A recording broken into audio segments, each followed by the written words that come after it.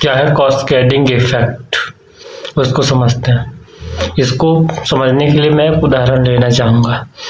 मान लीजिए आप एक कपड़ा बनवाना चाहते हैं, तो आप क्या करेंगे, कुछ रॉ मटेरियल मंगाएंगे। जैसे हो गया कुछ, जैसे कपास हो गया, बटन हो गया, और प्लास्टिक के बटन हो गया, और ये बहुत सब कुछ सामान मंगाएंगे। यानी रॉ मटेरियल कुछ ना कुछ आप मंगाएंगे। तो जो रॉ मटेरियल आपने जहाँ से मंगवाया वहाँ कुछ टैक्स देना होता था।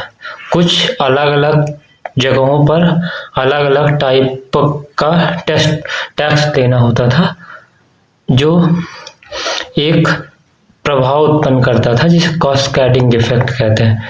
फिर यानी कर पर कर देना पड़ता था।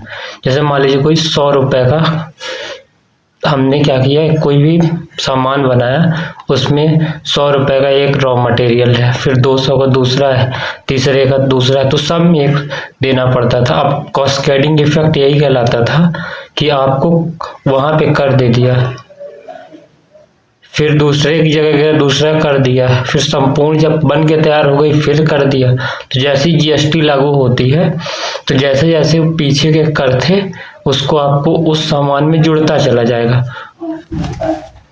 तो पीछे वाले करों को ना जोड़कर सीधे सभी का एक कर लगा देना, यही कॉस्केडिंग इफेक्ट कहलाता है। यानी जैसे 10% लगा कर, फिर से 10% लगा, फिर 20% लगा, तो ये क्या होता है कि बहुत सारे कर 30% टोटल हो जाते हैं।